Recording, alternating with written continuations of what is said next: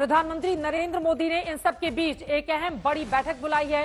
PM Modi की ओर से ये बैठक इसलिए बुलाई गई है ताकि 100 दिन के एजेंडे पर मंथन किया जा सके। यानी कि नरेंद्र मोदी अगले 100 दिनों के एजेंडे को लेकर मंथन करने के लिए तैयार है। नतीजे से पहले केंद्र की ये बड़ी बैठक है। चुनाव के दरमियान भी लगातार प्रधानमंत्री की ओर से कहा जाता रहा है कि अगले 100 दिनों का क्या एजेंडा होगा, इसको लेकर रूपरेखा तय की जा रही है। और जैसे ही एग्जिट पोल के आंकड़े निकलकर सामने आए, उसके बाद प्रधानमंत्री नरेंद्र मोदी 100 दिन के एजेंडे पर अब बैठक करेंगे, जिसमें मंथन किया जाएगा।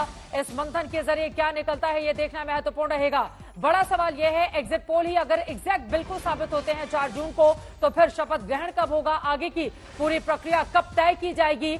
सब के बीच 100 दिनों के एजेंडे पर प्रधानमंत्री नरेंद्र मोदी की ओर से ये बड़ी बैठक, इन सब के बीच आज 7 अलग अलग बैठकें नरेंद्र मोदी करने वाले हैं, जिनमें से जो हीट वेव चल रही है इस वक्त, हीट स्ट्रोक को लेकर एक बड़ी बैठक की जाएगी। दूसरे तमाम मुद्दों पर भी यहां पर मंथन किया जाना है। लेकिन हम बात करेंगे पश्चिम बंगाल की, जहां पर नरेंद्र मोदी के नाम की आंधी चलती हुई दिखाई दे रही है। ये जो तस्वीरें भी हम आपको दिखा रहे हैं, जो विजुअल आप देख रहे हैं, ज्यादातर तस्वीरें पश्चिम बंगाल की ही हैं, जहां पर नरेंद्र मोदी ने खूब मेहनत की। फिलहाल हिमांशु मिश्रा हमारे संवाददाता जुड़ चुके हैं ज्यादा जानकारी के साथ। 100 दिनों के एजेंडे को लेकर बड़ी बैठक कब शुरू होगी, हिमांशु? देखिए, बिल्कुल आज 7 मिनट के मीटिंग जो है चित्रा, वो प्रधानमंत्री नरेंद्र मोदी करने वाले हैं। और उसमें सबसे पहली मीटिंग जो है साइक्लोन सिचुएशन की जो रिव्यू है वो होगा, नॉर्थ ईस्ट में किस तरीके से है। और उसके बाद जो है हीट वेव को लेकर जो है मीटिंग होनी है। उसमें आला अधिकारी शामिल होंगे, जिसमें पीके मिश्रा शामिल होंगे, प्रधानमंत्री के जो प्रिंसिपल सेक्रेटरी हैं, और साथ ही साथ जो है मेट डिपार्टमेंट के सीनियर ऑफिसर्स जो है वो शामिल होने वाले हैं।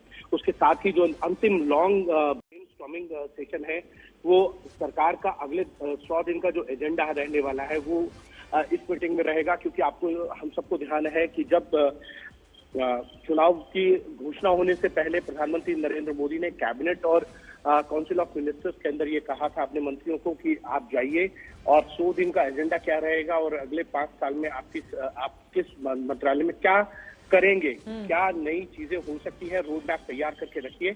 आज उसको लेकर जो है एक ब्रेन स्टॉर्मिंग मीटिंग है। अगले 100 दिन सरकार का क्या एजेंडा रहने वाला है। हम सबको मालूम है कि प्रधानमंत्री नरेंद्र मोदी ने कहा था कि उनकी सरकार अगर तीसरी बार बनती है तो उसका सबसे ज्यादा फोकस जो है वो रहेगा 2047 तक भारत को जो है विकसित राष्ट्र बनाने का। जब भारत अपनी आजादी का शताब्दी वर्ष मना रहा होगा, तब भारत विकसित राष्ट्र हो, ये उनकी कल्पना है। और इसको लेकर जो है उनकी सरकार अगले 5 साल में काम करेगी। 5 ट्रिलियन इकोनॉमी को लेकर पहले ही प्रधानमंत्री कहते थे कि अगले 2 से 3 साल में जो है भारत 5 ट्रिलियन इकोनॉमी हो जाएगा, वाला राष्ट्र हो जाएगा। तो कहीं ना कहीं एक तरीके से देखा जा सकता है कि प्रधानमंत्री कितने आश्वस्त हैं कि तीसरी बार उन्हें जो है पूर्ण बहुमत की सरकार बनाने वो जा रहे हैं। और साथ ही साथ जो है वो ये भी चाहते हैं कि सरकार का कामकाज जो है वो ना रुके और सरकार ठीक है हिमांशु बने, लेकिन उससे पहले ही सरकार अपने जो भी उनका एजेंडा है 100 डेज का, 5 साल का, उसको लेकर अभी से काम शुरू हो जाए। आत्मविश्वास के साथ नरेंद्र मोदी यहाँ पर आगे की ओर बढ़ते हुए, मैंने भी जब उनका इंटरव्यू बनारस में किया था तो 16 तारीख को इटली से एक इनविटेशन आया है सरकार के लिए, प्रधानमंत्री नरेंद्र मोदी को वहां पर जाना है। उन्होंने कहा था बतौर प्रधानमंत्री मैं वहां पर जाने वाला हूं। तो लगातार उनकी ओर से ये जो आत्मविश्वास है वो पहले से ही जताया जा रहा था। अभी आंकड़े आने बाकी हैं, लेकिन उसके ठीक पहले 100 दिनों के एजेंडे को लेकर बड़ी बैठक पीएम आवास पर शुरू होने जा रही है। हिमांशु मिश्रा जिसके बारे में जानकारी दे रहे थे। अब आ जाते हैं पश्चिम बंगाल पर। पश्चिम बंगाल का एग्जिट पोल आ चुका है और इसमें बीजेपी को 26 से 31 सीटें मिलती हुई दिखाई दे रही हैं।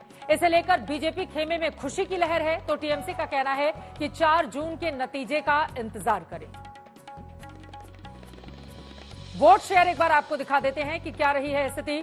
देखिए यहां पर दिखा रहे हैं कौन बनेगा चैंपियन में। वोट शेयर बीजेपी को 46%, टीएमसी 40%, कांग्रेस को 6, लेफ्ट को 6, यानी कि इनका गठबंधन है लेफ्ट कांग्रेस का, दोनों को मिला दे तो 12 हो जाता है। लेकिन बीजेपी यहां पर सबसे ज्यादा वोट हासिल करते हुए दिखाई दे रही है, टीएमसी से कहीं ज्यादा 46%। ये स्थिति तब है जब 2021 में विधानसभा के चुनाव में ममता बनर्जी के लिए क्लीन स्वीप था और बीजेपी को सिर्फ 77 सीटों से संतोष करना पड़ा था। लेकिन 2024 आते आते आप देखिए परिस्थिति भारतीय जनता पार्टी के पक्ष में किस तरह से काम करने लगती है। बंगाल का एग्जिट पोल आ चुका है, इसमें बीजेपी की 26 से 31 सीटें मिलती दिखाई दे रही हैं। इसे लेकर भारतीय जनता पार्टी काफी ज्यादा खुश नजर आ रही है। टीएमसी कह रही है कि नहीं, एग्जिट पोल के आंकड़े गलत साबित होंगे। इस बार 400 की ओर जा रहा है, 400 की ओर जा रहा है। वो 2-5 सीट इधर उधर हो सकता है, लेकिन 400 के आसपास ही हमारी सीट रहेगा। और बंगाल में पिछले टाइम जो सीट आया था 2018 में, उसमें उससे ज्यादा सीट मिलेगा और टीएमसी से हमारा आंकड़ा आगे रहेगा। कि 272 जिसको मिल जाएंगे वो सरकार बनाना बहुत मुश्किल काम नहीं है। तो पहले 74 आने दो रिजल्ट, उसको बाद ही लोग का पहचान होगा कि कौन सरकार बनाएंगे। एक तो ध्यानमग्न होके चले गए कन्याकुमारी, और हमारे इंडिया अलायंस एक्टिव है, उनका पास भी खूब खबर है कि BJP is going out of power. ना 100% निष्पक्ष चुनाव नहीं हुआ है, सीआईपीएफ को काम करने नहीं दिया गया है। उसका बाद भी भाजपा अच्छा रिजल्ट करेगा। सब मिला के 7 चरण मिला के हमारा सीट का जो नंबर वो 2018 का सीट का नंबर और टीएमसी से ज्यादा रहेगा। भाजपा गवर्नमेंट जा चुका है और इंडिया अलायंस गवर्नमेंट आने वाला है।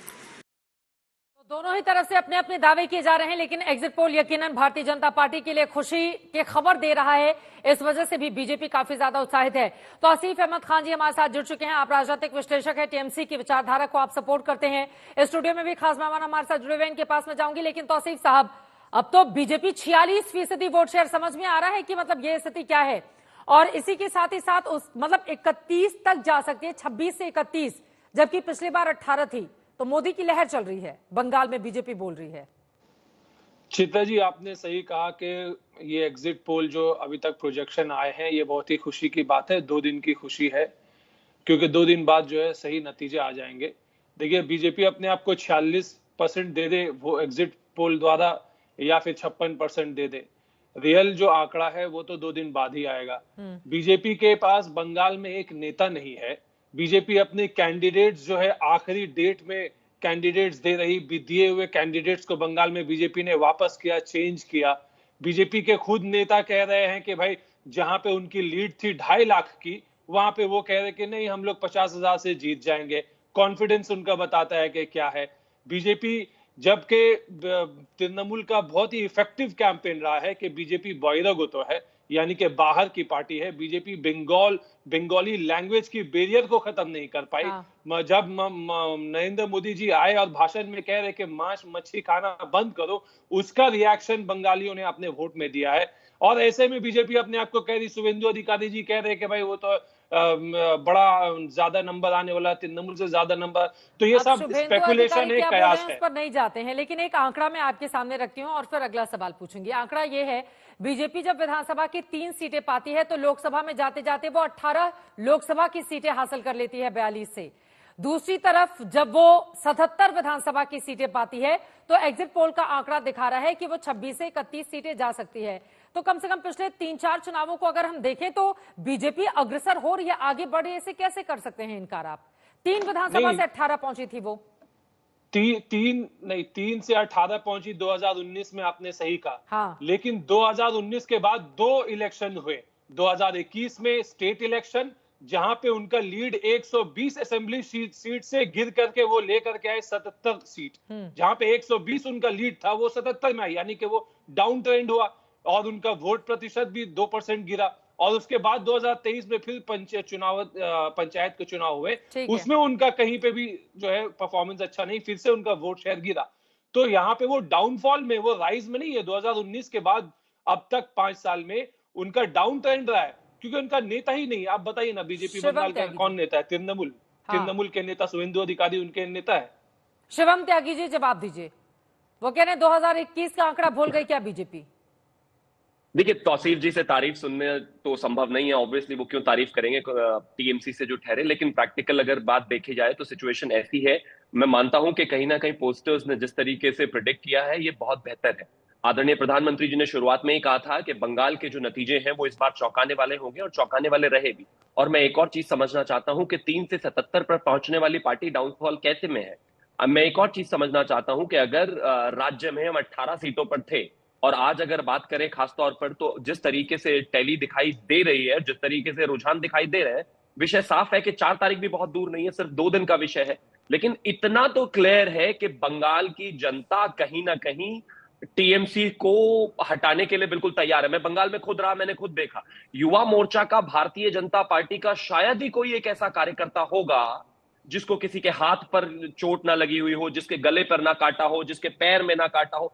टीएमसी की जो गुंडागर्दी वाली राजनीति बंगाल में रही है, मैं मानता हूं कि अब बंगाल ने ठान लिया है कि किसी भी तरीके से इन लोगों को वहां से भगाना है। और इसकी शुरुआत जाहिर है पहले असेंबली में हुई, उससे पहले लोकसभा में हुई, और आज जब हम 2024 में हैं तो आने वाले चुनाव का ये ब्लूप्रिंट है। देख लीजिए, असेंबली में भी आप हारने वाले हैं, क्योंकि आप देखिए ना, एक भी बार आप चुनाव शांतिपूर्ण तरीके से नहीं करा पाए, एक भी बार आप चुनाव में हिंसा नहीं रोक पाए। जिस तरह की स्थितियां बनी रही, नोटों के बंडल आपके वहां से मिले, आपके मिनिस्टर्स 2-2 जेल में हैं, पूरा का पूरा कैबिनेट एक तरीके से अगर बात करें, ममता बनर्जी को खुद आप देख लीजिए, लगातार स्थितियां इस तरह की बनाकर रखी राज्य में कि अब जो है वहां की जनता इनसे भी त्रस्त हो चुकी है। और जिस तरीके से लेफ्ट से सरकार इनके पास आई थी, ये मानते हुए कि कहीं ना कहीं जो हिंसा की स्थितियां जो है बंगाल में थी वो बदलेंगी, वो कुछ भी वैसा नहीं हुआ। और कहीं ना कहीं मैं मानता हूं कि केंद्र की जो नीतियां रही, केंद्र की जो योजनाएं रही, उसका बहुत बड़ा इंपैक्ट रहा। और आदरणीय प्रधानमंत्री जी, अभी तौसीफ ने कहा कि इनके पास नेता नहीं, मैं मानता हूं कि जिस